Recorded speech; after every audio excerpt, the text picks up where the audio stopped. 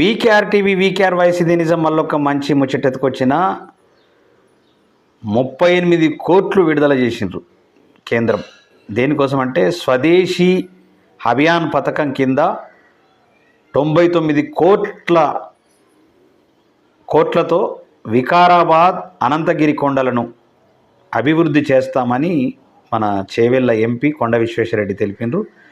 దీనిలో మొదటి దశలో 38 కోట్లు విడుదల చేసి అక్కడ అభివృద్ధి చేయడానికి సిద్ధపడి శంకర్పల్లి మర్పల్లి రోడ్లు దెబ్బతిన్నాయని 400 కోట్ల నిధులు మంజూరు చేయాలని మంత్రి నితిన్ గడ్కరీని అడుగుతానని తెలియజేశారు. అంటే వాస్తవానికి అక్కడ అనంతగిరి కొండలు అక్కడ నుంచి మొత్తం రోడ్లు బాగలేవు. వాస్తవానికి రోడ్లు కానీ అక్కడ మంచి ప్రదేశము, అది చేస్తే మాత్రం మంచి టూరిస్ట్ ప్లేస్ అవుతుంది. అది మంచి నిర్ణయం, చేస్తే అద్భుతం.